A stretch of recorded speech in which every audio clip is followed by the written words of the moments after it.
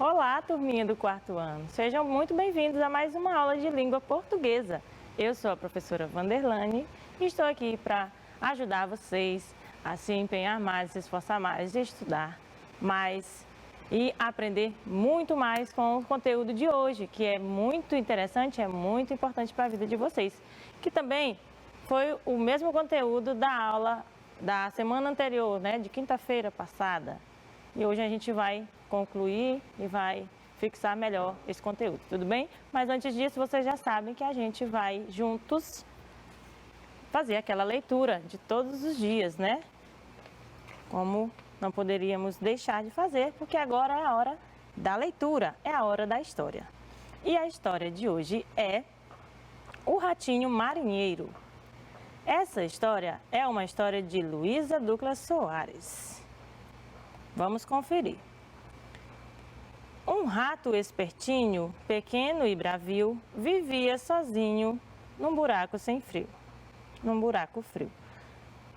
De triste fitava a água, o bugio, os barcos que vinham e iam pelo rio.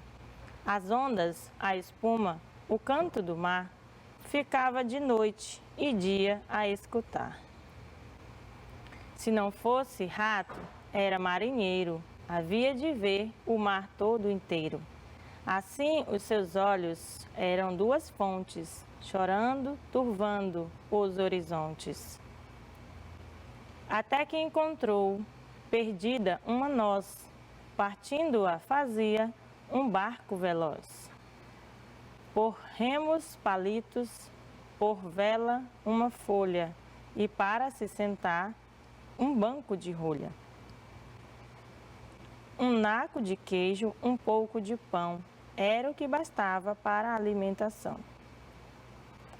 Meteu-se o ratinho lá no seu batel, soprava-o o vento, que nem um papel. Subia na crista, descia no vão, pelo carrossel da ondulação. Saltavam os peixes, dizendo-lhe olá. Então o senhor rato navega por cá? Navego, navego, que sou marinheiro, hei de conhecer o mar todo inteiro. Nadavam peixinhos, corriam peixões, pequenas sardinhas, grandes tubarões. Nasciam as ilhas no meio do mar, como grandes flores a desabrochar. Pulavam barquitos, singravam navios, passaram-se os meses, os quentes e os frios. Até que um dia viu um monte enorme, passeando pela água, seu corpo disforme. Maior que veleiro, maior que traneira, nunca vira bicho daquela maneira. Com a cauda rasgava a água feroz, que faria ele a um barco de nós. Terá algum nome esta ilha feia? Pois sim, tem um nome, chama-se Baleia. Será que me deixa a senhora passar? Sou um pobre rato que anda a navegar. Em tantas andanças, através do mar, ainda nenhum rato eu pude encontrar. Que belo petisco, que rico pitel, pareces-me mesmo caído do céu. E abrindo a bocarra, maior que um portão, comeu o ratinho com sofreguidão. Comeu a barquinha, os remos, a vela, o pão e o queijo, quanto ia nela. Ai, a barriga de uma baleia, como é tão escura, como é tão feia. Lá não há sol, nem há luar, água bebida já não é mar. Põe-se o ratinho aflito a gritar, mas onde está não o podem salvar. Puxa os palitos, põe-se a espetar, toda a baleia por dentro a picar. Sobe o repuxo, puxa a baleia, até que encalha na praia de areia. Para o repuxo, para a baleia. Agora é um monte parado na areia. Sai o barquinho para a praia deserta, enquanto a baleia tem a boca aberta. Que belo jardim de flores e verdura, mas que rica horta com tanta fartura. Aqui vou erguer a minha casinha com conchas do mar, com espuma marinha. Para me sentar o banco de rolha, para fazer de porta a vela de folha. Escolhi uma rosa para a cama macia, um grilo cantor para a telefonia. Já dei uma volta ao mar todo inteiro. Ah, vou descansar de ser marinheiro. Enfim, muito legal essa história. Você também achou? Mas, no meio a tantas palavras que vem aí nessa historinha que eu li para vocês, inclusive na historinha que eu li na aula anterior, na minha aula, né, no caso da quinta-feira passada, também havia várias palavras flexionadas em graus, né, expressando atitudes, expressando afetividade, expressando desprezo ou mesmo tamanho, que é o que nós vamos estudar agora. O grau das palavras e expressividade é o conteúdo que a gente vai estudar agora e reforçar o que a gente já havia começado. Tudo bem? Então, preste bastante atenção. Vamos estudar o grau com a palavra lagarto. Observe bem. Como poderíamos alterar a palavra lagarto para expressar a ideia de que se trata de um lagarto muito grande? Como você escreveria essa palavra, a palavra lagarto, para expressar que é um lagarto bem grande, enorme? Ficaria como? Responda para mim, pense. Bem, ficaria escrito a palavra lagarto, passaria a expressar um tamanho grande, sendo lagartão. E se fosse um lagarto muito pequeno, como ficaria? E aí, você já iria flexionar e fazer uma modificação, acrescentar um sufixo para expressar um diminutivo, ou seja, a diminuição do tamanho do lagarto. E esta palavra ficaria lagartinho, ok? Essas variações da forma normal das palavras indicam os graus aumentativo e diminutivo, que apontam a variação do tamanho das coisas. Por quê? Porque as coisas, cada coisa, como você conhece, as coisas, os seres, né, ser vivo ou ser não vivo, elas têm nome, né, que esse nome a gente chama de substantivo na língua portuguesa. E esses substantivos são dados desde quando essas coisas surgiram, esses seres surgiram no mundo. E aí eles recebem um nome. Este nome, este substantivo, ele se apresenta no mundo e representa a coisa como tal, ela é no seu tamanho normal, como tal ela surgiu. A partir do momento em que a gente observa este ser ou esta coisa, né, em um tamanho maior, ou a gente expressa, ou a gente faz, a gente transforma, quando a gente vê ou expressa o que a gente viu, que aquela coisa, aquele ser, em um tamanho bem maior, a gente já vai transformar um pouco, mudar um pouco a palavra, o substantivo original. Ele vai se modificar para se adequar ao contexto, no caso, né? Então, quando a gente aumenta de tamanho, aquela palavra a gente usa um sufixo, alguns sufixos, né, que são pequenas partes de palavra que formam, complementam e formam uma outra palavra, né, ou um derivado, e vai expressar aquele tamanho. No caso do lagarto, em seu tamanho normal, a gente for expressar um lagarto bem grande, a gente vai falar lagartão. Aí foi a forma que foi utilizada para expressar que é um lagarto grande. E quando a gente vê este ser, ou qualquer outro ser, pode ser vivo ou não, né? Uma coisa, um ser, em tamanho menor do que o que ele foi mostrado no mundo, assim como ele surgiu, apareceu de primeira instância e foi nomeado, quando a gente vê um tamanho desta mesma coisa, deste mesmo ser inferior, muito menor, a gente vai e também flexiona. No caso do lagarto, a gente fala, se tiver um lagarto bem menor do que o seu tamanho normal, né? A gente vai falar lagartinho, ok? Por isso que eu vou explicar para vocês, eu quero que você preste bem atenção nisso aqui. Os graus do substantivo, muitos apresentam que são 3, o grau aumentativo, que exprime o aumento do tamanho normal do ser, o grau normal, que é o que ele só vai demonstrar aí o tamanho normal do ser, e o diminutivo, que ele exprime o tamanho menor do ser, né? Menor do que o normal, certo? Olha só, veja, tenho aqui exemplos.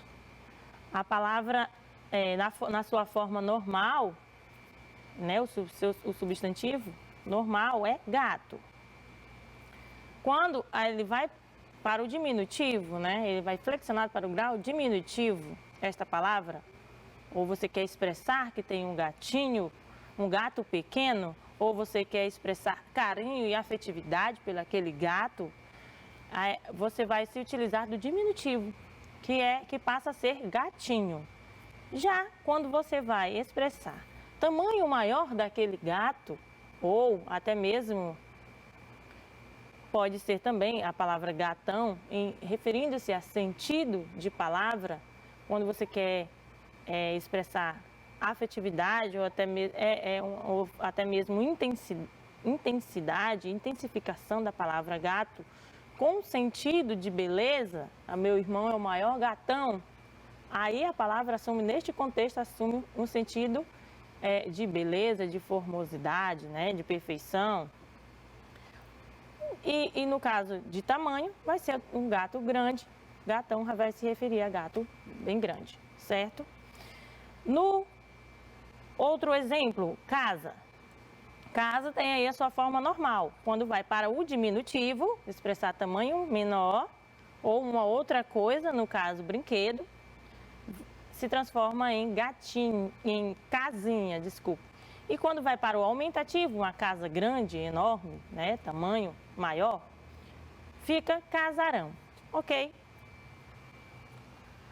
Observação. Em geral, os aumentativos e diminutivos, juntamente com a ideia de grandeza ou de pequenez, como eu falei para vocês, exprimem também deformidade, desprezo ou troça. Por exemplo, zoação, né? Dizemos por isso que tem sentido pejorativo ou depreciativo.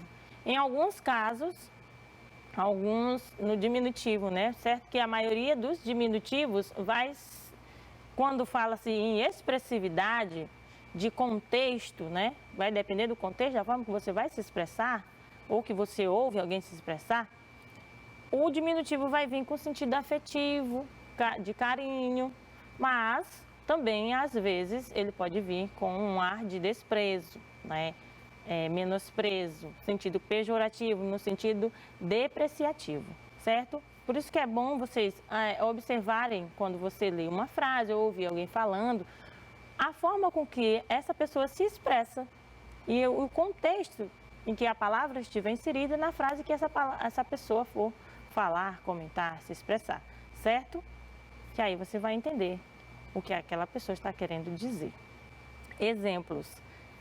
Gentalhão, aí já no sentido pejorativo. Gentalhão, narigão, no caso pode soar como troça, zoação e até bullying, né?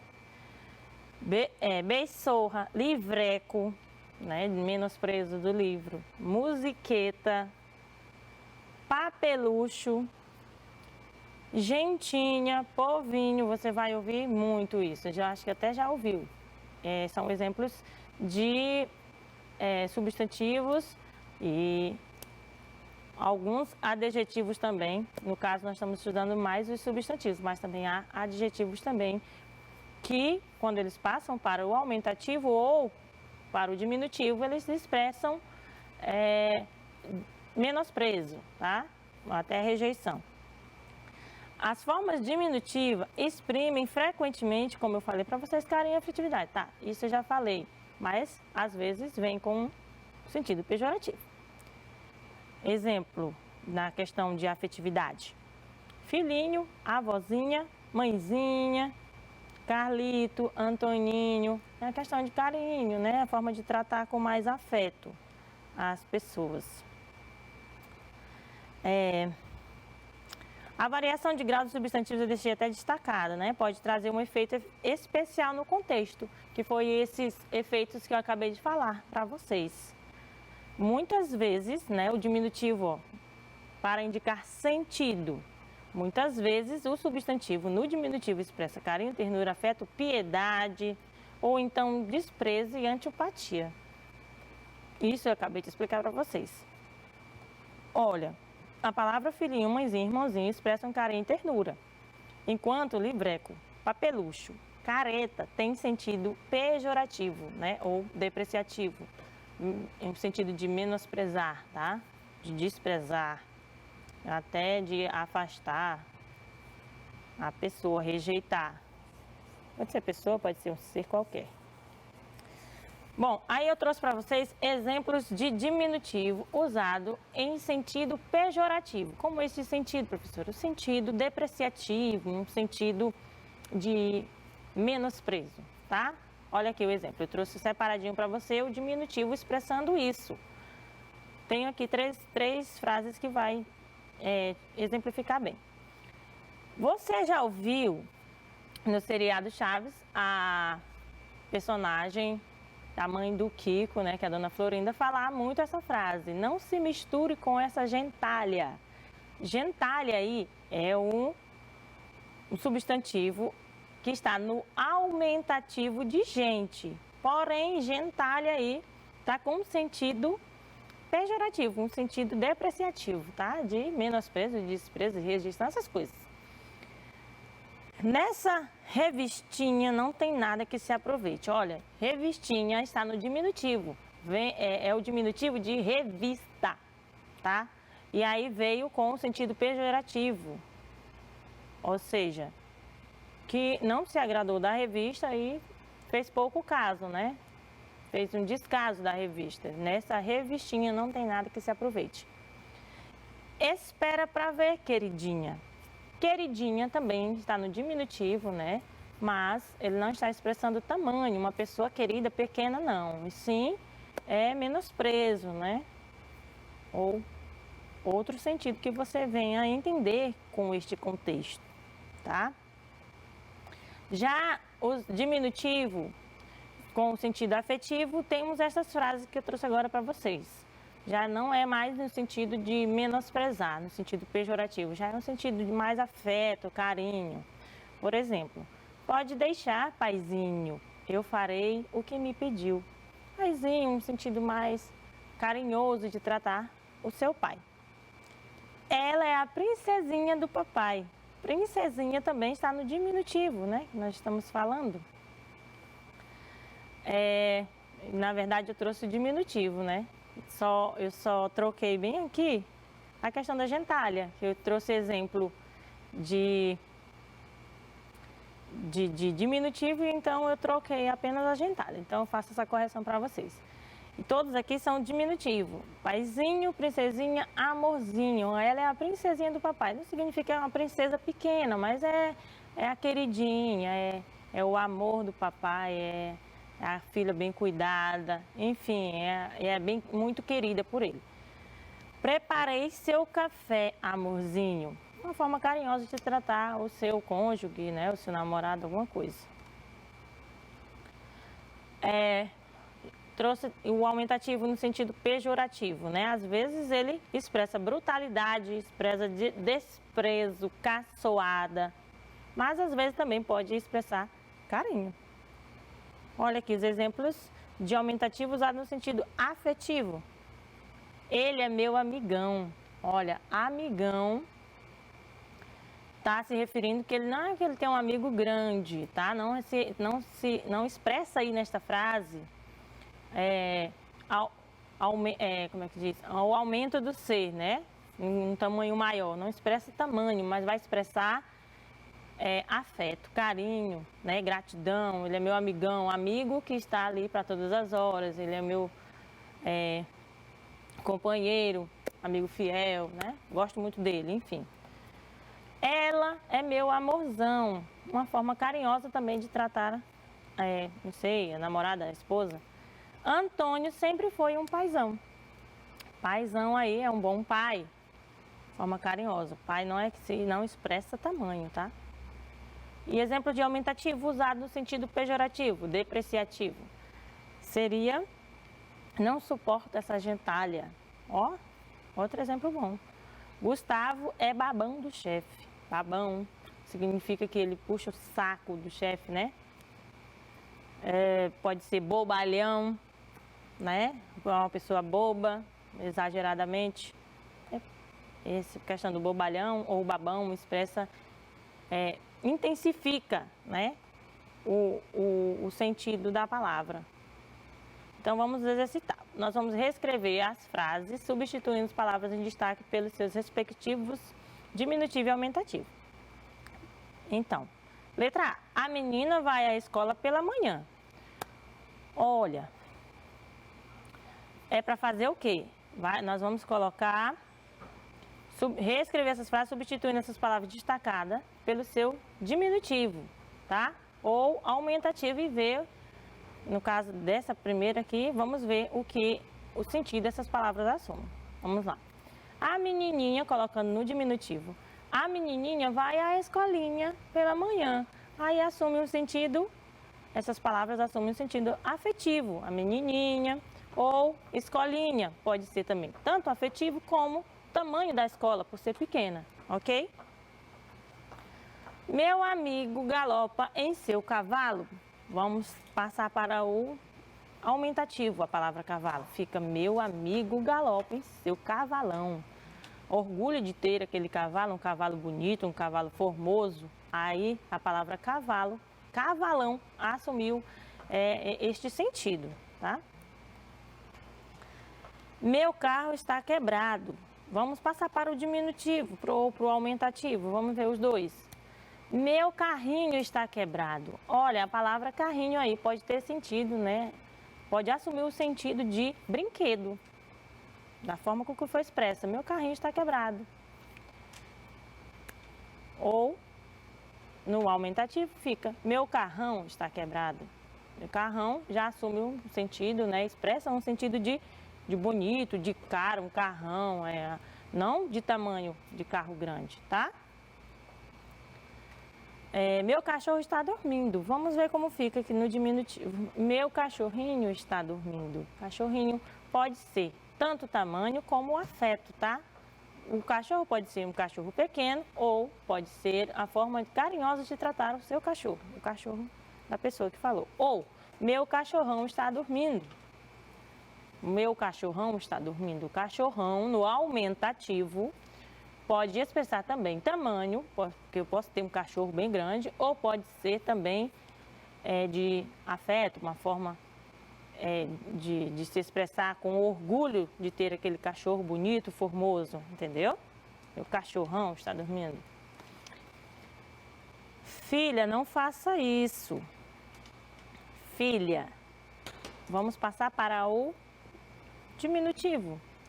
Filhinha, não faça isso, não faça isso, né? Filhinha, não faça isso. Tanto pode ser uma mãe falando com a filha, filhinha, não faça isso, né? Com sentido afetivo, expressando afetividade, carinho. Ou pode ser alguém expressando menosprezo, né? No sentido depreciativo. Filhinha, não faça isso, entendeu? Escreva as frases e substitua as palavras destacadas pelo diminutivo. O diminutivo vai significar que nós vamos flexionar ao grau menor do que o normal, né? Do que a palavra se apresenta no seu tamanho normal. Então, se é menor, vamos lá. Marília ganhou um brinco e um anel de sua madrinha. As palavras que estão destacadas é brinco e anel. Como ficará no diminutivo? Marília ganhou um brinquinho e um anelinho de sua madrinha. Ficou legal. Acrescentou-se aí o sufixo inho, tá? Para formar o diminutivo. Rubens fez uma festa para os amigos. As palavras em destaque são festa e amigos. Como ficaria no diminutivo? Rubens fez uma festinha para os amiguinhos. Olha, assume um sentido carinhoso, um sentido afetivo, né? No caso da letra A, de Marília, ganhou brinquinho, anelinho, já refere-se mais, expressa mais a questão de tamanho, tá? Meu irmão tem uma bola, um tambor e um caminhão. Fica, meu irmão tem uma bolinha, um tamborzinho e um caminhãozinho, tá? Houve uma troca aqui de palavras, mas tá tudo ok. É um caminhãozinho. Essas palavras, quando vão para o diminutivo, já vai assumir um sentido de brinquedo. Bolinha, tamborzinho, né? Caminhãozinho. Mas se meu irmão tem uma bola no seu tamanho normal, um tambor pode ser mesmo um instrumento e um caminhão pode ser realmente um caminhão, né, de verdade. Mas quando vai para o diminutivo, eles assumem o sentido de brinquedo, tá? Quero ganhar um peixe de estimação, quero ganhar um peixinho de estimação. Assume um sentido de afetividade, carinho, tá? A palavra peixinho. Pode ser também tamanho. Tamanho peixe bem pequenininho. O elefante escorregou na grama e caiu. Fica como elefante e grama. No diminutivo, fica elefantinho e graminha. O elefantinho escorregou na graminha e caiu, tá? Houve aqui algum deslize também. Pois bem, eu espero que você tenha entendido até agora, né? Espero que você tenha se recordado do que a gente estudou na semana passada e eu estou te esperando para daqui a pouquinho a gente aprender mais sobre esse conteúdo e fixar realmente aí na sua mente para valer a pena, tudo bem? Até daqui a pouco.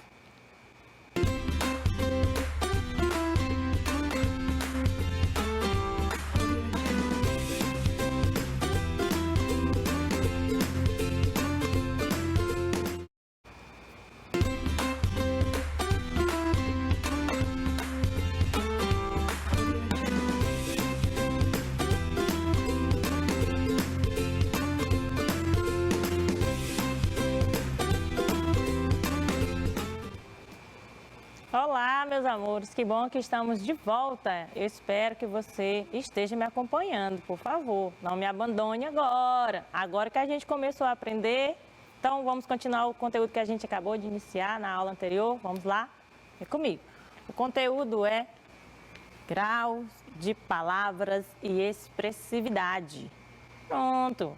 É nisso aqui onde você tem que focar, porque você vai, quando você consegue compreender o conteúdo que nós estamos estudando desde a semana passada, o mundo de conhecimento vai se abrir para você, porque quando você lê algumas frases, né, e compreende o que aquelas palavras estão querendo expressar no contexto, naquele contexto que estão lá inseridas, pronto, você consegue responder todas as questões, todos os problemas que vierem na sua frente, porque você conseguiu compreender, você conseguiu realmente entender. Quando você consegue entender, pode vir qualquer questão de interpretação. Certo? Então, vamos lá. Grau é a possibilidade, o que é grau, né? Grau é a possibilidade de indicar o tamanho do ser que nomeia. Pronto, foi o que eu falei para vocês agora há pouco, né? É a capacidade de indicar o tamanho, ou o tamanho maior do que o normal do ser, ou o tamanho menor do que o ser se apresenta normalmente, tá? Os substantivos possuem 3 graus, né? O aumentativo, que representa, como eu falei, o tamanho aumentado do ser, né? E o diminutivo, que é o tamanho diminuído, né? Aí houve aí a diminuição do seu tamanho normal do ser, e o seu normal, que eu já falei para vocês, é o tamanho com que ele se apresenta no mundo, como ele surgiu, como ele foi apresentado, como ele foi nomeado originalmente. E aí quando você vê este mesmo ser aumentado de tamanho, para expressar aquela palavra, o nome deste ser, né, que é o substantivo, aumentado, você vai usar-se do grau aumentativo. E para fazer o oposto, diminuir, né, o seu tamanho normal, você vai se utilizar do grau diminutivo, tá bom? Tem exemplos aqui de aumentativos e diminutivos. Vamos ver. Homenzinho está no diminutivo. Porém, quando a gente fala em expressividade, a forma com que for expressa esta palavra, vai significar, vai assumir um outro significado, né? Um outro sentido, como por exemplo, homenzinho é o diminutivo da palavra homem, certo? Pode representar, em certo contexto, tamanho, um homem pequeno, ou pode representar menosprezo, né? Expressar um sentido depreciativo, um homenzinho qualquer, né? De acordo com o contexto em que essa palavra estiver inserida, de acordo com a forma que a pessoa falar, se expressar, tá? Usando essa palavra. Homenzarrão já é o aumentativo, né? De homem. O aumentativo é o grau que expressa o aumento, né, do tamanho normal do ser. Copázio é o aumentativo de copo. Se vê um copo bem grande, você pode até se expressar utilizando a palavra copázio. Manzorra é o aumentativo de mão. Ah, ela tem uma manzorra, ela tem uma mão bem grande, tá? Bandeirola já é o diminutivo da palavra bandeira. Atente-se bem. Olha essas palavras e observe que todas elas têm o sufixo destacado.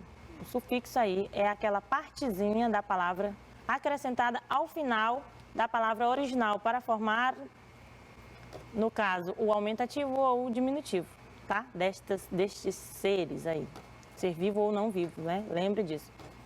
Então, estão destacados os sufixos zinho, zarrão, ásio, zorra, ola, acho, cula e isco.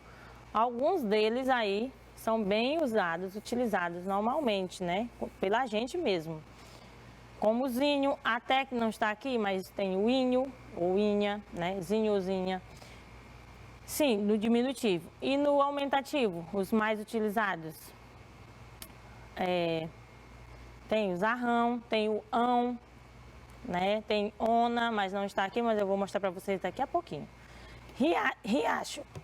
Riacho, no diminutivo, é o diminutivo de rio. Gotícula, o sufixo cula, também é um sufixo do diminutivo, tá, gente? Então é bom você observar quais são os sufixos mais comuns utilizados para fazer o aumentativo e os sufixos mais comuns utilizados para formar o diminutivo.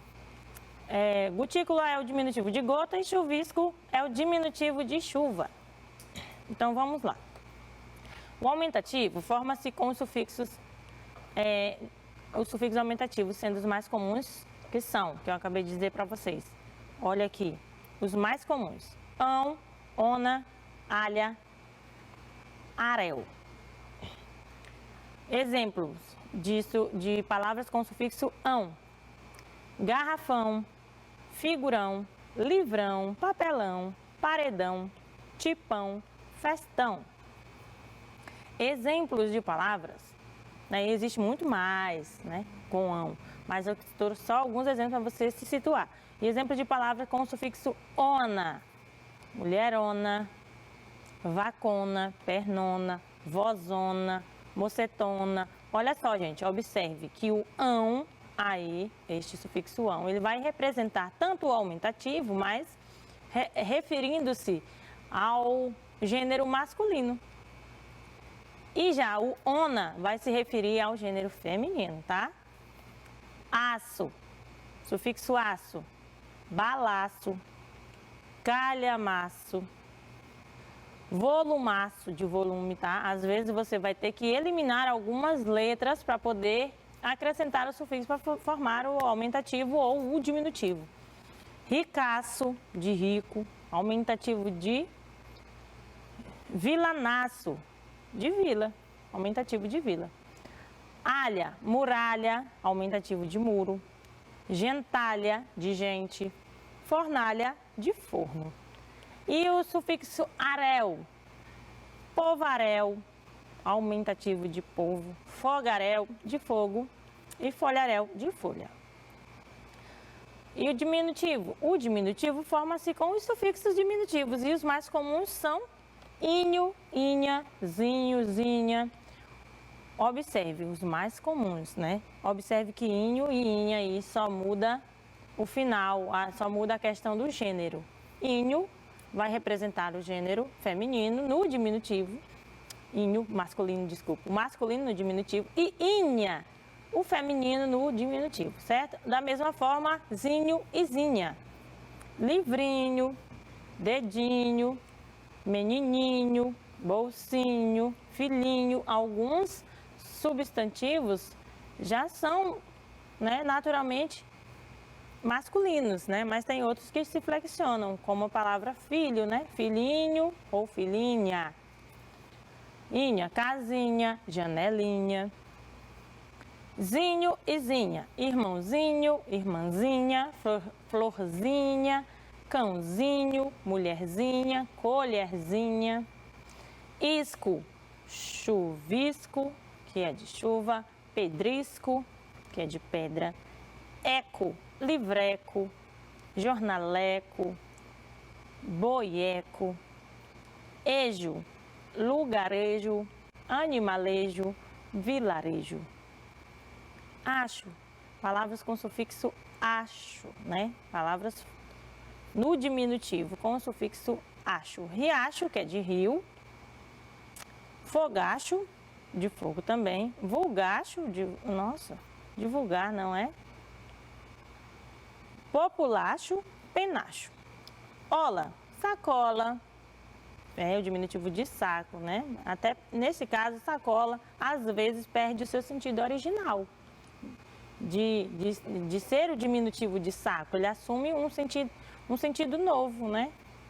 Que fica sendo aí um substantivo novo, mas não deixa de ser diminutivo de saco, tá, gente? Pode ser saquinho ou sacola. Bandeirola, rapazola, casinhola, arteriola. E o sufixo ebre, palavras com esse sufixo, eu conheço muito casebre. Também é diminutivo de casa, tá bom? Às vezes, nós temos algumas observações aqui. Às vezes, um sufixo tem o seu valor trocado, como em beisola. Beisola é o beiço grande, mas o sufixo ola, ele representa o diminutivo. Quando ele é acrescentado em algumas outras palavras, ele vai se referir ao diminutivo. Porém, somente, né? Acredito que somente na palavra beisola, pode até que haver alguma outra, mas beisola aí não vai representar o diminutivo, e sim o aumentativo. O aumentativo e o diminutivo podem ter valor carinhoso ou pejorativo, né? Como eu falei para vocês. Por exemplo, lá só existe gentalha. Esse é o sentido pejorativo, um sentido depreciativo da palavra gente, né? E no caso está no aumentativo, mas não expressa carinho, e sim menosprezo. Veja aqui, amiguinho. Nesse caso é amiguinho, no diminutivo assume um sentido de afetividade, de carinho, tá bom? Outra observação. Muitas vezes, os sufixos aumentativos e diminutivos perdem o valor original, que eu acabei de falar. Quanto à palavra sacola, esta palavra, né, a original é saco, mas quando ele foi para o diminutivo, né, também tem o sufixo inho, mas foi utilizado o sufixo ola, que é para representar o diminutivo da palavra saco. Porém, ela perdeu o seu sentido original quando se refere às sacolas que a gente está acostumado a utilizar, né? Usar por aí, sacola de supermercado, aquela com alça. Então, assumiu um outro sentido. Na verdade, ele assumiu um substantivo, né? Um substantivo original. Então, deixou de ser representado como um diminutivo de saco, né? Porque também tem sacos pequenos, tem vários saquinhos. Porém, ainda assim pode ser utilizado como diminutivo de saco, tá? A palavra sacola. Outros exemplos são a palavra cartão, portão, senhorzinho. Cartão, antes era referido como aumentativo de carta, né? Uma carta grande, né? Um cartão. Enfim, perdeu o seu sentido original, o seu valor original e assumiu um novo, né? Hoje cartão não significa mais um aumentativo de carta. Portão, não, hoje em dia a gente não se refere a um aumentativo de porta, né? A gente já se refere a um outro ser, né? Uma outra coisa. E senhorzinho, antes era referido ao diminutivo de senhor, mas ele assumiu um valor próprio, né? Ok, acho que você já entendeu. A variação de grau dos substantivos pode trazer um efeito especial ao contexto. Pronto, eu já falei isso para vocês, eu sei que vocês já sabem. Eu falei tanto nesta aula como na aula anterior e da semana anterior, e eu acho que vocês já entenderam a questão da expressividade, referindo-se ao grau de palavra, grau aumentativo, grau diminutivo. O grau aumentativo refere-se ao aumento do tamanho normal do ser, e o diminutivo, a diminuição do tamanho normal do ser, certo? Sendo formados aí por alguns sufixos que eu apresentei para vocês. Porém, em questão de expressividade, não vai se referir só a tamanho, tá? O diminutivo vai expressar carinho, afeto algumas vezes, e outras vezes vai expressar, de acordo com o contexto, menosprezo. Como, por exemplo, aqui, ó, carinho e afeto. Esse é meu amiguinho, não quer afeto, carinho. Menosprezo, no sentido pejorativo, não quero ser dinheirinho sujo. Dinheirinho aí não é dinheiro pequeno, já foi em outro sentido, tá? E o aumentativo também da mesma forma. Às vezes não vai expressar só tamanho, vai expressar de acordo com o contexto em que ele for inserido, em que a pessoa se pronunciar, ou você lê algum contexto aí, uma frase, a palavra que estiver no aumentativo não está expressando só tamanho, às vezes vai estar expressando desprezo, brutalidade, né? Ou às vezes também vai estar expressando carinho. Por exemplo, ele tem um cabeção, olha. Isso foi caçoado, né? Foi caçoação, isso foi questão de zombar, foi uma questão de caçoar, de rir, né? De fazer chacota. E a questão de carinho pode ser quando alguém fala que você é uma criançona, sua mãe, né? Vem cá, criançona. Você vai te tratar com uma forma mais carinhosa e dizer que você tem uma criança já crescida em casa, mas continua sendo criança. Porém, pode ser com desprezo, seus amigos dizer que você é uma criançona. Ah, sai daqui, criançona, né? Enfim. Aí eu trouxe para vocês separadinhos o diminutivo usado no sentido pejorativo, no sentido depreciativo, tá? Que é aqui essas frases que eu estou mostrando agora para você. Aqui está a palavra lugar no diminutivo, expressando desprezo, menosprezo, enfim. Ele me levou a um lugarzinho chato, né? Ele levou a um lugarzinho chato. Você não passa de um frangote. Ó. Ana pertence a um grupinho estranho, um grupinho, tá? Menosprezo. Já o diminutivo, no seu sentido afetivo, eu trouxe essas 3 frasezinhas para te explicar melhor. Que essa é minha amiga, essa é a minha galerinha do coração. Galerinha aí, é o diminutivo da palavra galera, né? É a galera que eu gosto, é galerinha, no sentido mais carinhoso de tratar. Esse é o meu garotinho, orgulho, afeto, né? O bom velhinho sempre vem no Natal. Bom velhinho, está se referindo até ao Papai Noel, né? Mas é uma forma carinhosa de se tratar, se referir ao Papai Noel. Tá bom? Porque ele é velho, né? Cabelo branco, barba branca. Agora, eu trouxe o aumentativo no sentido representando, expressando afetividade, e o aumentativo expressando menosprezo, né? Desprezo no sentido pejorativo. Então, primeiro vamos ver o sentido afetivo, que é o primeiro que está aí, como ele expressa. Vem comigo, amigão, não está nem destacado, mas é a palavra amigão, que está no aumentativo, é a palavra amigo no aumentativo. E aí já vem com um sentido afetivo. Vem comigo, amigão, meu grande amigo. Não é que significa que ele é uma pessoa grande, né? Alta, não. Forte. Não. Pode ser um amigo bom, um amigo do coração, um amigo, um melhor amigo. Vem cá, filhão. Filhão, um orgulho de ter um filho, né? Meu filho querido. Tânia é uma mãezona. Mãezona também é uma forma afetiva, carinhosa de referir-se à mãe. O aumentativo, tá, gente? Não expressa só tamanho. Aí vai depender do contexto em que a palavra estiver inserida. Vai depender de como você lê, de como você vai compreender, tá? Então você tem que estar atento ao que essa palavra quer se expressar na frase. Exemplos de aumentativo usado no sentido pejorativo agora, tá? No sentido depreciativo, né? Negação, desprezo, menosprezo. Aquela é uma mulheraça. Já teve um olhar bom? Acho que não, já foi um olhar mais de homens, né? Alguns homens têm esses olhares desrespeitosos. Ela é uma bobona. Bobona aí tá no aumentativo, a palavra boba. No aumentativo. Mas não diz que ela é uma mulher, é uma boba grande, alta. Tá se expressando a outra coisa, né? Que essa pessoa pode ter se permitido a certas coisas erradas, ou seja, não foi esperta, né? Use o batom nessa beisorra. Não use o batom nessa beisorra.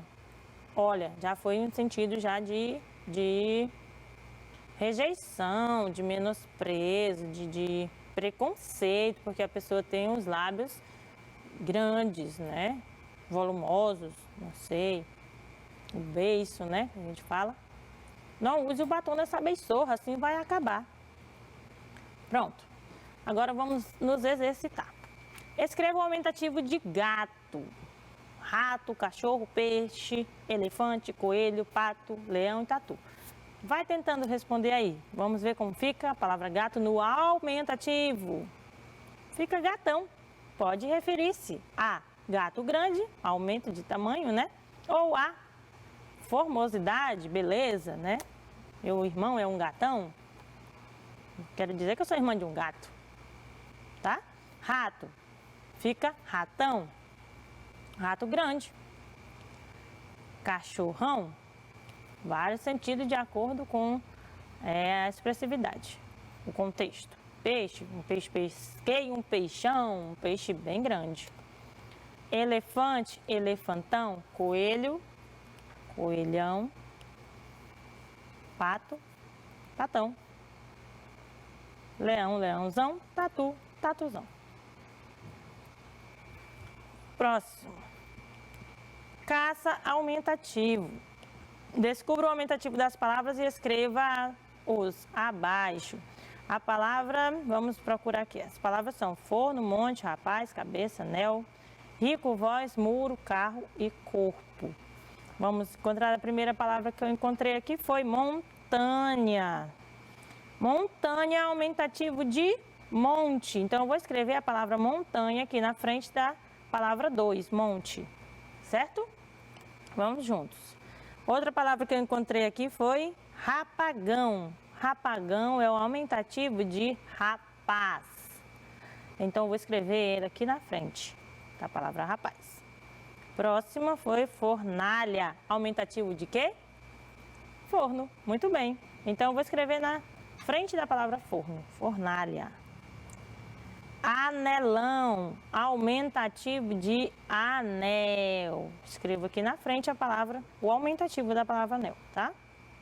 Próxima. Cabeçorra. Cabeçorra é o aumentativo da palavra cabeça. Lembrou? Olha os sufixos. Orra, ão, né? Anha, alha. Próximo. Muralha. Alha é o sufixo aumentativo de muro. Tá aqui, escrevo bem na frente. Próximo é ricaço. Ricaço é o aumentativo de rico. Ele não é só rico, ele é um ricaço, muito rico, tá? Aí já expressa intensificação da palavra rico, tá? Bastante rico.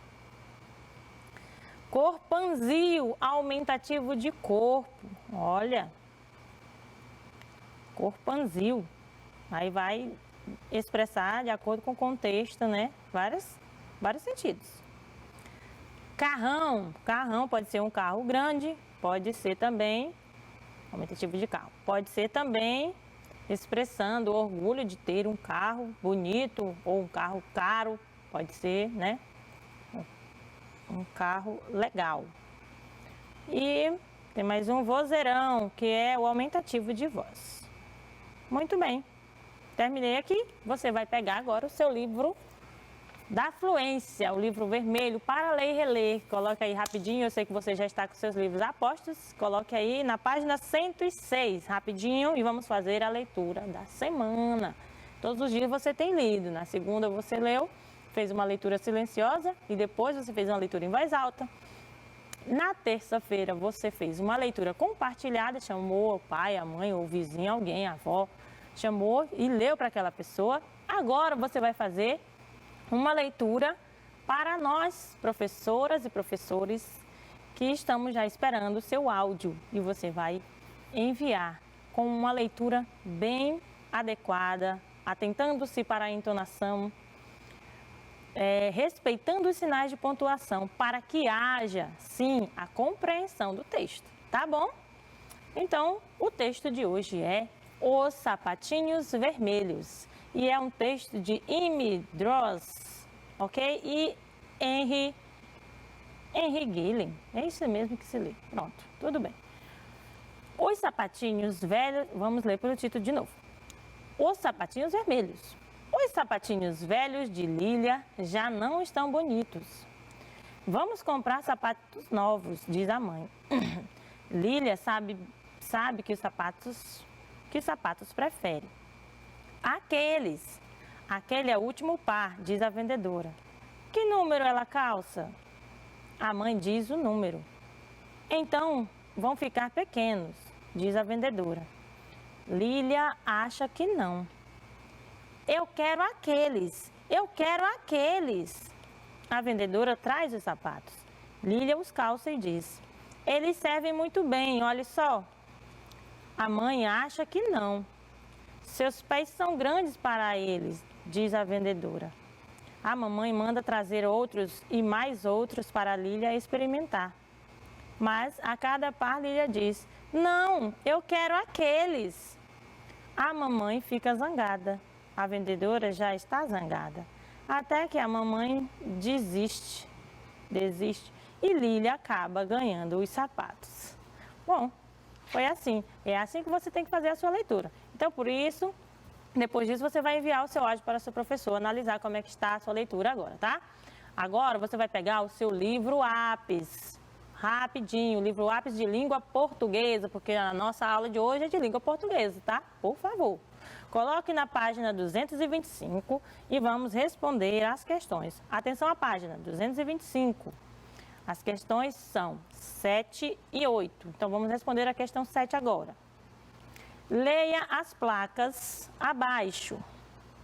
Amigo, lave as mãos aqui. Outra placa. Vende-se esta casa. Ok. Letra A. Reescreva as placas, substituindo os substantivos destacados por substantivos no grau aumentativo. Faça as mudanças necessárias. Olha bem, os substantivos que estão em destaque são amigo, na primeira placa, e na segunda placa são a palavra casa. A palavra casa. Você vai transformar, né, passar para o aumentativo, vai flexionar o grau. A palavra amigo para o aumentativo. Então, se precisar eliminar alguma letra para poder colocar e acrescentar o sufixo, assim que você tem que fazer. Ok? Então, B. Que efeito produz a mudança dessas palavras para o grau aumentativo? Aí é você quem vai responder. Que efeito produz a mudança dessas palavras para o grau aumentativo? Que efeito, que sentido, né, ela vai expressar? amigão. Oh, desculpe por ter dado esse spoiler. Mas a palavra amigo no aumentativo, que sentido ela vai, né, expressar aí depois que ela estiver no aumentativo, né? E a palavra casa, quando ela estiver no aumentativo, vai expressar somente tamanho ou vai expressar alguma outra coisa, afetividade, né? Desprezo, menosprezo, enfim. Você vai escrever, é você quem vai responder. Questão 8. Antes disso, eu vou fazer uma observaçãozinha aqui, né? Fazer um lembrete. Aumentativo e diminutivo podem indicar, além de tamanho, como eu falei, diferentes intenções. Carinho, afetividade, destaque, importância, ironia, etc. É o que que vai te ajudar para responder a questão 7, tá bom? Na letra B. 8. As palavras dos quadros abaixo são substantivos. Linha, farinha, rainha, cozinha. Esses substantivos estão no grau diminutivo? Observe. Estão no grau diminutivo só porque tem a terminação inha? Aí é com você. E você vai dizer, se sim, você vai dizer por quê. E se não, também você vai dizer por quê. É com você. Preste atenção. Mas agora, antes que você termine de responder aí, eu vou te explicar aqui o exercício do livro Jade. Coloque o livro Jade, o querido Jade. Livro para ler com fluência, jogos, atividades e desafios. Etapa 19, na página 84. Vamos lá, rapidinho, página 84. Questão 7, tá? A questão de hoje é a 7ª. Questão 7. Coloque as palavras dentro da cruzadinha. São estas palavras aí, que estão nessas páginas de livro aí, que é desenho de páginas de livro. Faxina, iluminado, jaca, maisena, nectarina, enfim. E as outras, você vai colocar ou por tamanho, por quantidade de letras e por ligar a questão de letras aí umas com as outras, enfim, é com você. Muito boa sorte, ok? E eu vou ficando por aqui, agradeço a sua companhia e nós nos vemos, se Deus nos permitir, na próxima aula, na próxima quinta-feira. Até lá, tchauzinho!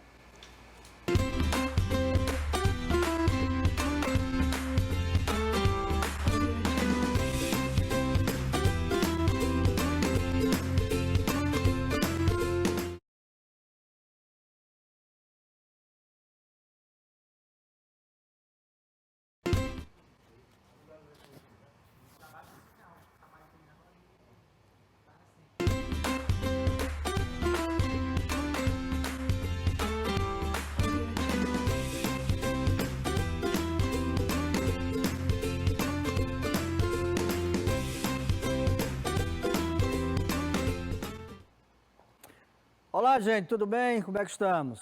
Espero que estejam bem. Salve, salve! Estamos aqui para mais uma aula do 4º ano de História. E hoje a gente vai falar sobre uma temática que eu acho que vocês já devem até ter cruzado com ela aí, a gente falando assim, né? Mas a dona Kim Teresina, vocês já visitaram alguma loja ou já perceberam alguma lanchonete de o povo chinês? Já viram alguém falando diferente, que você percebe que não é daqui, da nossa terra, da nossa terrinha? Exatamente, pois é exatamente sobre esse povo que a gente vai falar. Esse pessoal que a gente chama de imigrantes, tudo bem? Então me acompanha aqui, ó. Veja bem, existe uma pequena coisa que a gente fala, quando a gente fala imigrantes, e geralmente, quando a gente está estudando essa temática, aparecem dois problemas. Eu diria problemas que de certa forma pode criar certa dúvida. E alguns alunos me perguntam, professor Jota, mas o que é? Eu já ouvi falar de migrante, emigrante, imigrante. Calma lá, a gente vai já explicar isso aí, tudo bem? Não vão se agoniar, a gente vai já explicar sobre isso.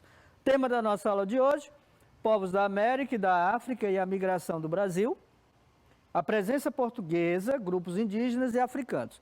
Na verdade, nós estamos continuando os conteúdos da nossa aula passada, da semana passada, ok? É por isso, gente, que eu sempre digo e repito, se você perdeu alguma aula, não teve a oportunidade de assistir ali na hora da transmissão, no dia da transmissão, peça o link, o seu professor, para que você possa assistir depois. Para que você não perca a sequência. Conteúdo de história, eles são sequenciados. Então, se você perde uma aula, provavelmente na seguinte você não vai conseguir compreender o conteúdo de forma integral. Tudo bem? Então, vai lá, pede o link, ok? Se você não tiver assistido a aula passada, para você poder acompanhar os conteúdos. Olha só.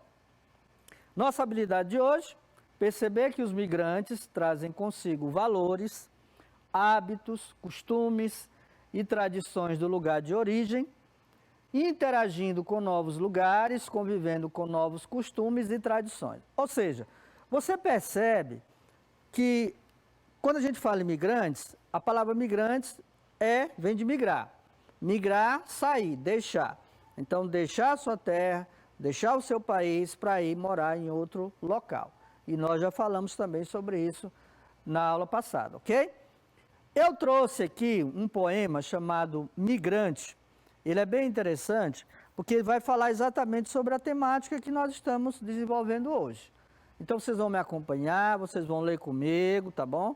Fica quietinho aí, como diz o caboclo, se apoluma aí, fica tranquilo e compartilha comigo a leitura, tudo bem? Eu vou colocar na tela e você vai lendo aí de casa junto comigo, ok? Vamos lá. A tema, né, do poema Migrante, esse poema foi escrito por uma grande escritora cearense chamada Dalinha Catunda, esse é o nome dela, ela é cearense, é uma grande poetisa que escreve muito sobre a cultura nordestina, né, sobre as tradições nordestinas. Então esse poema é dela. Vamos ver a primeira estrofe? Diz assim, acompanha comigo, você lê daí, eu leio daqui. Sou das águas retiradas, sou do sertão nordestino. Das caatingas desertei, lamentando o meu destino. Pois deixar o meu torrão machucava-me o coração, causando-me desatino. Primeiro de tudo, vamos tentar entender.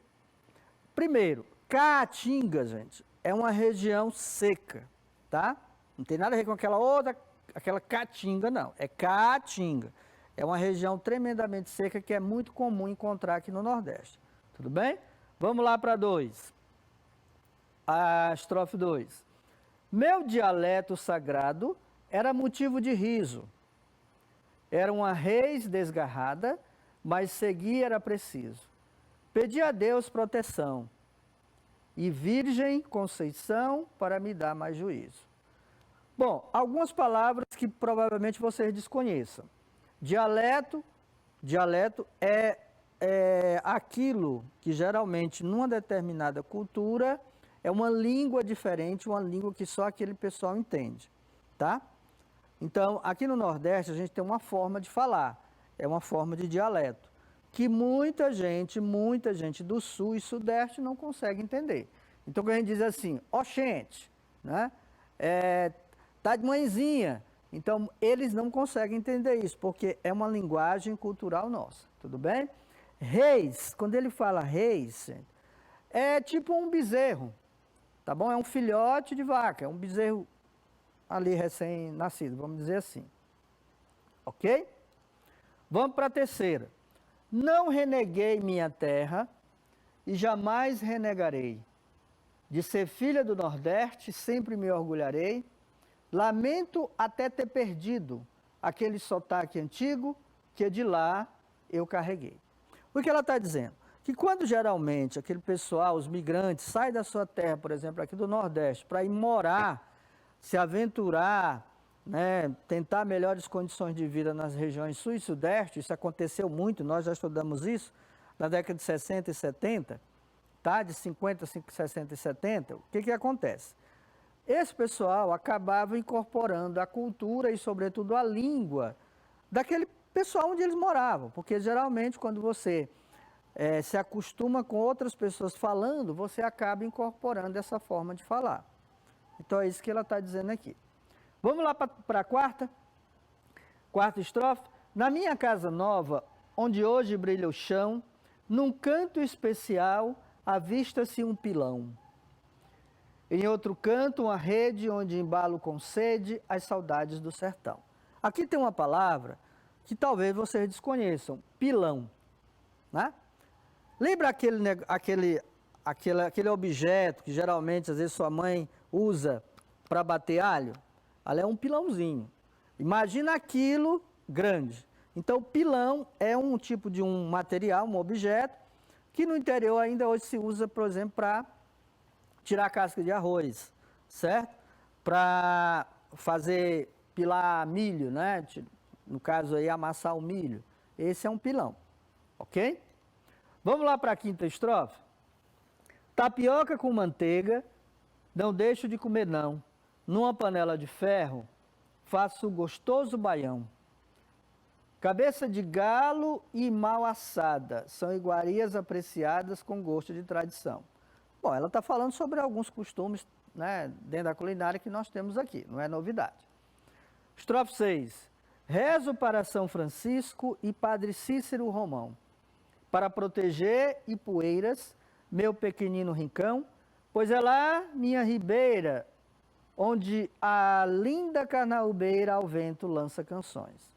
Bom, aí ela está falando do local onde ela mora, né? De onde ela é natural, ok? Vamos para a sétima. Eu vim sem querer vir, fiquei sem querer ficar, mas um dia ainda volto a morar no meu Ceará. Longe da terra amada, serei sempre ave arribada, voando, tentando voltar.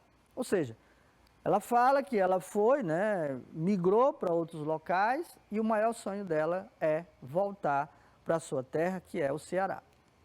Bom, e aí, gente, vamos falar sobre migrante? O que é um migrante?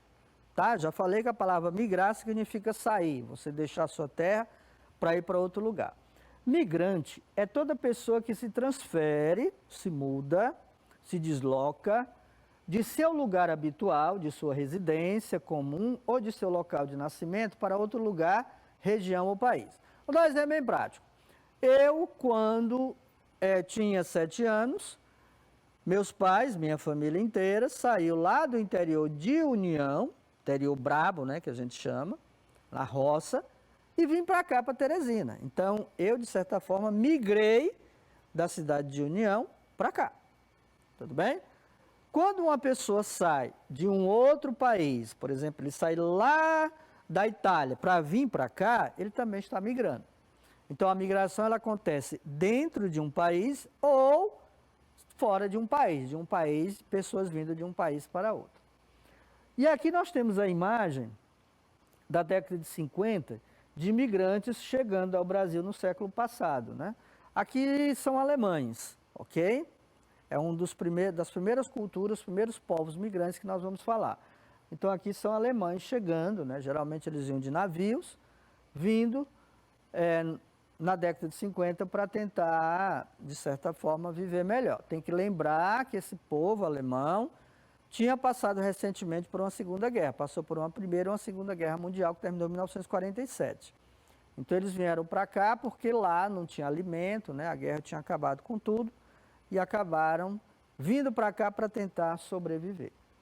Bom, migrante. Aí vem aquela confusão que a gente faz, e aí eu trouxe uma forma de vocês entenderem melhor o que é emigrantes e o que é imigrante. E com I, né? Imigrante e migrante. Então, quando uma pessoa ele chega num país, ele é chamado, num país estrangeiro, ele é chamado de imigrante. Então, digamos que eu seja natural da Itália. De repente, eu saio da Itália e venho para o Brasil, tá? Eu sou o quê? Quando eu chego no país aqui no Brasil, eu sou imigrante. Ok? E os que deixam, os italianos lá, né, que deixaram o seu local de origem, são chamados emigrantes.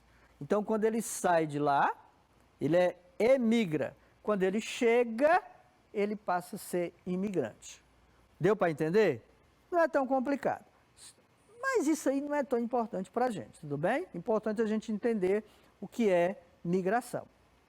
Vamos lá.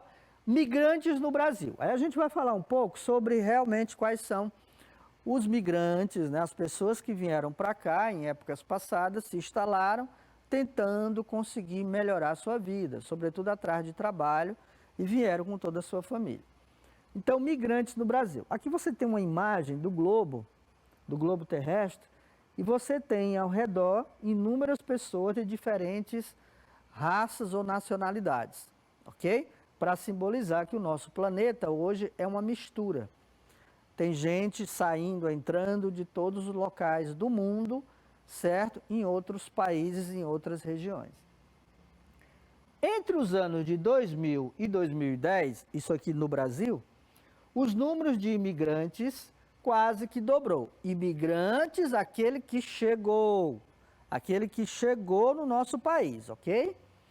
Em 2000, eles eram 143.600 contra 268.400 10 anos depois. Então, basicamente, quase dobrou, né, a quantidade de imigrantes chegando aqui no Brasil. Passou de 143 mil para 268 em uma década, ou seja, em 10 anos. A maioria deles chega para morar nos estados de São Paulo e Paraná. Minas Gerais ultrapassou o Rio, né, o Rio de Janeiro, e aparece em terceiro lugar como estado que mais atrai pessoas. Bom, aí, gente, tem que fazer uma pequena observação. Por que esse pessoal escolhia São Paulo e Paraná? São Paulo, porque é a maior cidade do nosso país, é uma das cidades que nessa época tinha e ainda tem muitas indústrias, muitas opções de trabalho, né? E o Paraná, porque está ali bem no entroncamento ali, na divisa, já saindo para outros países aqui da América do Sul. Recomendo que você faça o seguinte, procura um mapa ou vai na internet, procura no seu celular depois da aula e vê o mapa e procura localizar São Paulo e Paraná, para você ver, né, como são regiões bem propícias para esses imigrantes. Bom, e aí a gente pergunta, quais são os principais imigrantes, ou seja, pessoas vindo de outros países que vieram se instalar aqui? Aqui nós temos o Brasil, né? E o Brasil aqui são mãos de diferentes raças, nacionalidades que formam o nosso Brasil hoje, ok? Nosso Brasil hoje é uma grande mistura, certo? É um país tipicamente misturado com vários povos, várias raças. Então hoje a gente não tem só um povo único, a gente tem diversos povos, diversas culturas. E aí nós temos os italianos, os japoneses, os espanhóis e os alemães. Tem mais? Tem os chineses que começaram a chegar por aí, tá bom? Tem outros povos vindos da Europa, tem até americanos vindo para cá. São destaques entre imigrantes que entraram no país no século passado. Nós estamos em 2021, então a gente está falando do século passado, que foi... aliás, nós estamos no século 21, nós estamos falando então do século 20, ok?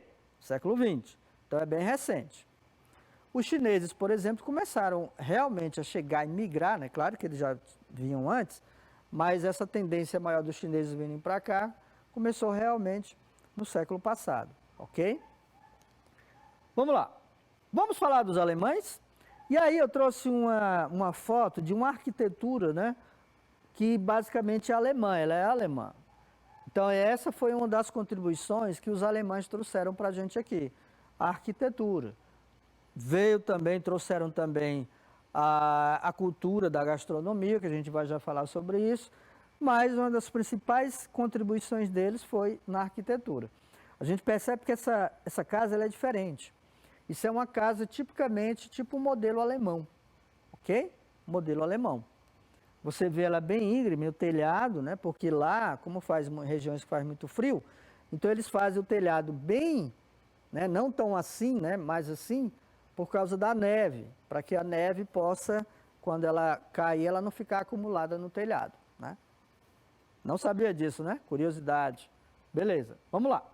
Ao desembarcarem na cidade de São Leopoldo, no Rio Grande do Sul, os imigrantes garantiram um pequeno pedaço de terra para cultivo. Incentivados pelo governo, eles tiveram a liberdade de reproduzir a cultura de seus antepassados. Eles iam para cá, Por quê? Porque o pessoal, né, geralmente dono de pequenas propriedades, indústrias, procuravam pessoas para trabalhar, tá? Então, eles eram uma boa oportunidade de mão de obra para trabalhar nas suas fazendas, nas suas pequenas indústrias ou mesmo nas suas grandes indústrias. Bom, vamos ver a contribuição dos alemães na gastronomia? Calma, tem coisa aí, calma, isso não é a tela vazia não. Vamos lá. As carnes defumadas. Sabe o que é carne defumada, gente? Por exemplo, quando você compra uma linguiça calabresa, ali é um alimento defumado, tá? Defumado porque ele é basicamente, né, ele passa pela fumaça, por isso defumado. Então, ele geralmente passa por um processo de fumaça, né, ali fica exposto à fumaça para ficar defumado. Então, as carnes defumadas, né, tem uma carne chamada quitute, certo? O quitute que a gente teve aqui no Brasil, primeiro foi alemão, né? Foi, exatamente. Outra, salsicha e salada de batata, também é uma contribuição alemã, que a gente não pergunta, não percebe. Outra, os embutidos, certo? Ou seja, todos os enlatados, que a gente já falou aí. Torta folhada de maçã, gostoso, aquela torta bem feita, certo? Com aquela maçãzinha em cima, é da cultura alemã. A cerveja também, né, eu deixei por último, talvez seu pai esteja assistindo, talvez veja isso. A cerveja tem influência alemã, embora tenha sido trazida pelos portugueses aqui para o Brasil, mas ela foi popularizada pelos alemães, né? A gente tem que entender que os alemães são um dos principais produtores de cerveja do mundo. Muita coisa que a gente tem, sobretudo na bebida, vem de lá, e a cerveja é uma delas. Bom, e na moda? Quais foram as contribuições dos alemães? Na moda, nós temos a fabricação de sapatos. Você vê lá, né, aquelas pessoas lá vestidas, geralmente homens e mulheres, e a gente olha para cá, para o nosso Nordeste, e diz assim, eu aqui não visto um negócio desse, certo? Mas isso, gente, faz parte da cultura deles, da tradição do vestuário deles. Então, a gente tem que respeitar. Se você for lá no Sul, você vai encontrar muita gente assim. Então, você vai estranhar. Como se eles vierem para cá, eles vão também estranhar o nosso modo de vestir, ok? E aqui nós temos uma das maiores festividades alemãs, trazidas da Alemanha, que foram incorporadas à nossa cultura. É o chamado Oktoberfest, né?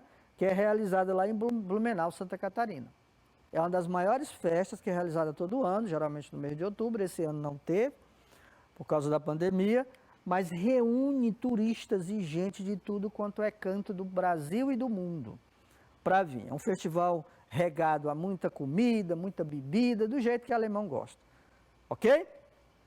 Bom, vamos falar dos italianos? Falamos dos alemães e italianos. Italianos. Aqui nós temos, né, as contribuições na culinária, na bebida, na cultura e etc.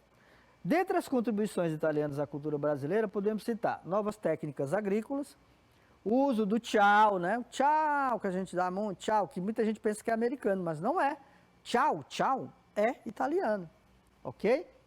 Pratos que foram incorporados, como a pizza, o espaguete, aquele espaguete que a gente compra para fazer com molho, e o hábito de comer panetone, que agora está vindo aí o Natal, a gente costuma comer muito panetone. O panetone é tipicamente uma comida italiana.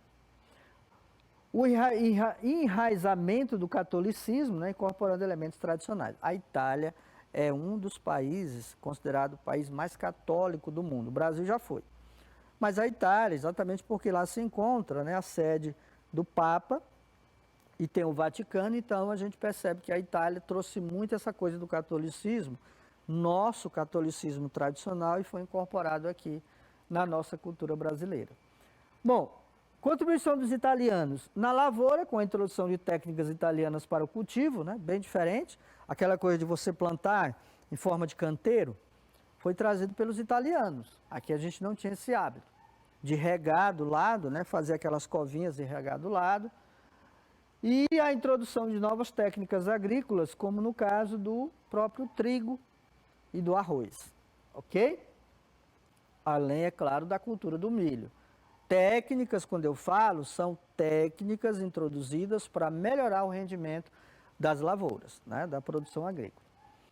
Bom, e aí nós já falamos dos alemães, falamos dos italianos, suas contribuições, e agora vamos falar dos japoneses, né? Que basicamente estão tomando conta do Brasil. Japoneses e chineses estão tomando conta do Brasil.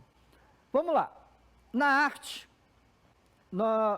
foi uma contribuição deles. Na culinária, né? Quem é que nunca comeu um sushi? Certo?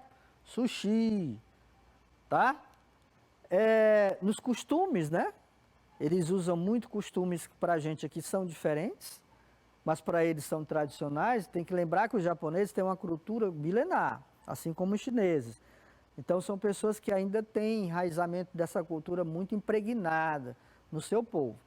Nas crenças, a boa parte do povo japonês são budistas, não são católicos como a gente, professam outra religião, e na própria religião, que é a religião budista, né?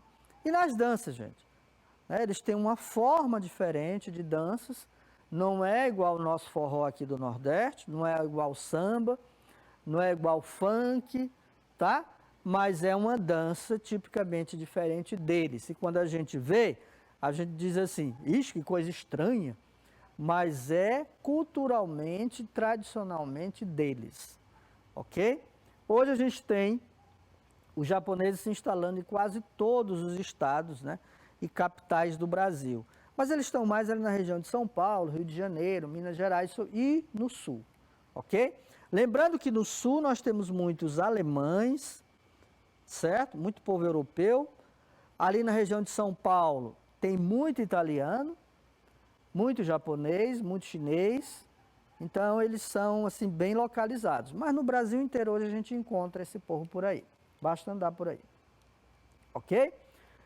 Bom, antes de ver o nosso desafio, que eu não vou mostrar para vocês agora, eu vou mostrar, vou mostrar não, tá? Eu vou voltar aqui, ó. Na arte, o que vocês acham que os japoneses trouxeram para a gente de contribuição na arte? Gente, vocês já ouviram falar em origami? Origami? Já? Aquelas coisinhas, figuras que a gente faz com um papel, aviãozinhos, às vezes faz uma gaivota, um pássaro. Já ouviu? Exatamente, pois na arte nós temos os origami. Nós temos a questão das tradições incorporadas aos nossos costumes também, né? Aqui na culinária, já falei, né, sobre o sushi, o sashimi, aquela coisa de comer o sushi, que é o peixe cru, que nós adaptamos aqui, né? Eu pessoalmente não gosto, mas tem muita gente que gosta. Eu prefiro ele assado, que já para eles assado já é um crime, né? Você pegar e dizer que sushi é o peixe assado. Para eles não é. Então, para eles é uma questão cultural, ok? Na questão dos costumes, a gente tem aquela ideia, e é realmente verdade, de que o povo oriental, os japoneses, eles são muito disciplinados, ok? Os costumes são muito tradicionais, então eles respeitam as suas tradições, respeitam as pessoas mais idosas, né? Os idosos são tipicamente respeitados, são eles que passam a tradição para os seus filhos, né? Para o pessoal mais novo. Professor no Japão é tipicamente respeitado, então isso são tudo fatos que, queira Deus, fossem incorporados aqui. As crenças, costumes, essas crenças que a gente muitas vezes acha estranho, mas para eles é uma questão tradicional. A religião, né? Como eu já falei, a religião budista. Aí você pergunta, professor Jota, mas no Japão tem católico? Tem. Tem católicos, né? Tem pessoas que pertencem à religião católica. Só que lá eles não são a maioria como aqui no Brasil, tá? Lá a maioria deles manifestam a religião chamada budismo.